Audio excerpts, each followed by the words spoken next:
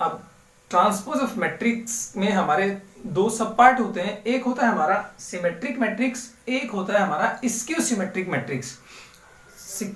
जो हमारा symmetric matrix होता है उसको हम सममित अवयवी बोलते हैं। तो अब बात करते हैं सिमेट्रिक मैट्रिक्स अर्थात सममित अवयव की। अब ये सिमेट्रिक मैट्रिक्स या सममित अवयव क्या होता है? ऐसा अवयव अगर हम किसी ऐसा अवयव यदि हम उसका ट्रांसपोज करें और ट्रांसपोज करने के बाद वापस हमें वही मैट्रिक्स मिल जाए तो ऐसे मैट्रिक्स को हम सिमेट्रिक मैट्रिक्स कहते हैं। कहने का मतलब यदि मान लिया मेरे पास कोई मैट्रिक्स ए है और इसका मैं ट्रांसपोज करूं और वो वापस ए के ही बराबर आ जाए, ए टी के बराबर ही आ जाए। बात समझ में आती है? मान लिया मेरे पास कोई मैट्रिक्स था ए और मैंने उसका ट्रांसपोज भी किया तो ए टी और ये दोनों आपस में इक्वल आ गए, तो ऐसे मैट्रिक्स को हम सिमेट्रिक्स मैट्रिक्स कहते हैं। कहने का मतलब मैट्रिक्स ए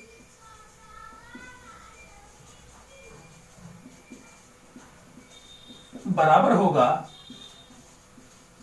ट्रांसपोज ऑफ ए की, और ट्रांसपोज ऑफ ए को हम किससे डिनोट करते हैं? ए टी या ए डैश से।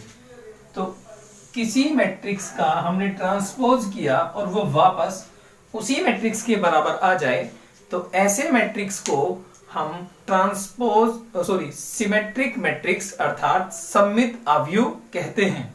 अब एग्जांपल लीजिएगा एक, माना ए बराबर ए कोई एक हमारा मैट्रिक्स है जिसके अवयव 0 सी डी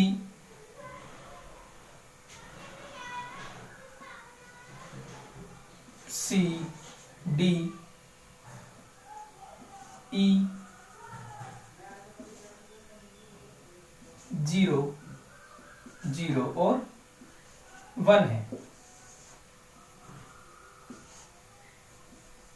हमने कोई मैट्रिक्स लिया, मैट्रिक्स ए के जो एलिमेंट्स हैं वो फर्स्ट रो के एलिमेंट हमारे 0 सी डी सी ई 0 और थर्ड रो के डी 0 1। ये हमारा 3x3 का एक मैट्रिक्स है। क्लियर? अब जब हम इसका ट्रांसपोज करेंगे तो ट्रांसपोज देखिएगा, देन ए डैश या ए टी इक्वल टू कितना आएगा? ट्रांसपोज का मीन्स क्या होता है? रो को कॉलम में इंटरचेंज करना होता है। तो जो फर्स्ट रो है 0 सी डी को हमने कॉलम बनाया 0 सी डी, सेकेंड रो सी ई 0 तो सी ई और 0, थर्ड रो हमारा डी 0 1 डी 0 1। अब ध्यान से देखिए, जो हमारा मैट्रिक्स ए था वो क्या था? 0 सी डी, ए ट्रांसपोज कितना है? 0 सी डी, सेकेंड रो क्या था? सी ई 0, ए ट्रांसपोज का सेकेंड रो कितना है? सी ई 0, थर्ड रो क्या था? ए का डी 0 1 और ए ट्रांसपोज का थर्ड रो कितना है? डी 0 1। क्लियर? ये भी कितना है हमारा? 3x3 का ही मैट्रिक्स है। बात समझ में आ रही है? कहने का मतलब अकॉर्डिंग टू द एग्जाम्पल जो हमारा ए है वो किसके बराबर आ गया? ए के ट्रांसपोज के। अब जब किसी मैट्रिक्स का ट्रांसपोज वापस वही मैट्रिक्स बन जाता है या वो मैट्रिक्स अपने ट्रांसपोज के बराबर हो जाता है तब उस मैट्रिक्स को हम सिमेट्रिक मैट्रिक्स या परिवर्त अवयव कहते हैं। कहने का मतलब अब बिकॉज ए इक्वल्स टू किसके है? ए ट्रांसपोज के, देन ए एक सिमेट्रिक मैट्रिक्स है। बिकॉज ए बराबर है ए टी के, देन ए एक सिमेट्रिक मैट्रिक्स अर्थात सममित अवयव है। बिकॉज ए बराबर है ए के ट्रांसपोज के, तब ए एक सिमेट्रिक मैट्रिक्स है।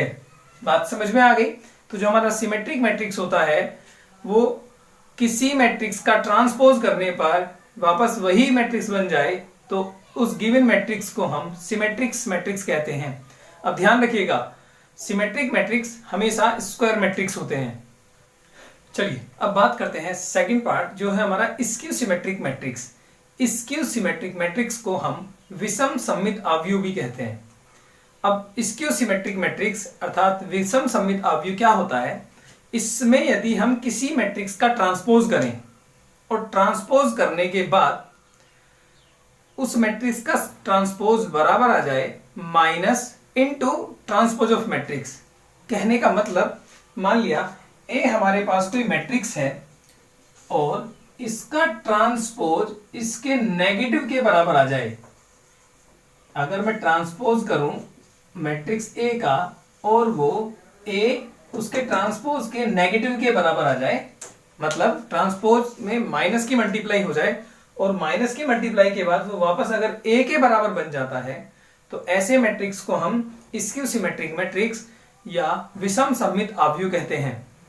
अर्थात जो मैट्रिक्स ए किसके बराबर होगा? माइनस इनटू ट्रांसपोज ऑफ ए, अर्थात ए टी या ए डैश। बात समझ में आ गई? तो जो हमारा सिमेट्रिक मैट्रिक्स होता है उसमें केवल माइनस का चिन्ह नहीं होता, बट जबकि स्क्यू सिमेट्रिक मैट्रिक्स में हमारा negative of transpose of given matrix होता है। स्क्यू सिमेट्रिक मैट्रिक्स को एक एग्जांपल के पॉइंट ऑफ व्यू से समझते हैं। हमने एक मैट्रिक्स लिया ए जिसके element 0 c d minus c 0 f minus d minus f 0 है।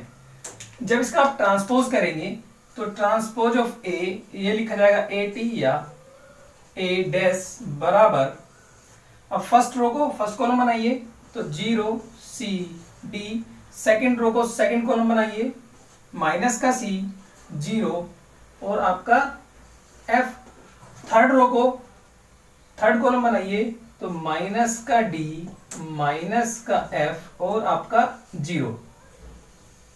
क्लियर? तो देखिए जो हमारा मैट्रिक्स ए था वो था 0 c d minus c 0 f minus d minus f 0, और जो a का ट्रांसपोज बना वो बना 0 minus c minus d c 0 minus f d f 0। तो जो हमारा ट्रांसपोज ऑफ ए है इसमें से आप नेगेटिव साइन कॉमन कीजिए, तो जब माइनस कॉमन करेंगे तो कितना रहेगा? 0 c d माइनस का c 0 f माइनस का d माइनस का f और 0। अब जो आप माइनस कॉमन करने के बाद जो हमारा मैट्रिक्स बना इसको ध्यान से देखिए, क्या ये a के बराबर नहीं है? तो ये a के बराबर हुआ, इसका मतलब माइनस का a किसके बराबर हो गया? a के ट्रांसपोज के। क्लियर? तो यही बात है, इसको आप ऐसे भी लिख सकते हैं कि a किसके बराबर हो जाएगा? माइनस के a के ट्रांसपोज के। तो ये डेफिनेशन कहती है स्क्यू सिमेट्रिक मैट्रिक्स की कि आप जब किसी मैट्रिक्स का ट्रांसपोज करते हैं तो उस मैट्रिक्स के बराबर यदि उसका ट्रांसपोज नेगेटिव हो जाए, मैट्रिक्स के बराबर नेगेटिव इनटू उसका ट्रांसपोज हो जाए, तो गिवन मैट्रिक्स हमारा स्क्यू सिमेट्रिक मैट्रिक्स अर्थात विषम सममित आव्यूह कहलाता है। कहने का मतलब जो ए होगा वो हमारा क्या हो जाएगा? ए इज स्क्यू सिमेट्रिक मैट्रिक्स। आगे बात समझ में? तो एक तो होता है हमारा transpose of matrix. Transpose of matrix में हम रो को कॉलम में, कॉलम को रो में चेंज कर सकते हैं। उसके बाद पढ़ा हमने सिमेट्रिक मैट्रिक्स। सिमेट्रिक मैट्रिक्स एक स्क्वायर मैट्रिक्स होता है जो उसके ट्रांसपोज, जिसमें मैट्रिक्स का ट्रांसपोज उस मैट्रिक्स के बराबर आता है। सेकंड में पढ़ा हमने स्क्यू सिमेट्रिक मैट्रिक्स जिसमें मैट्रिक्स का ट्रांसपोज उसके नेगेटिव के बराबर आता है। कहने का मतलब मैट्रिक्स ए बराबर हो जाएगा नेगेटिव इनटू मैट्रिक्स का ट्रांसपोज। यहां तक बात समझ में आती है?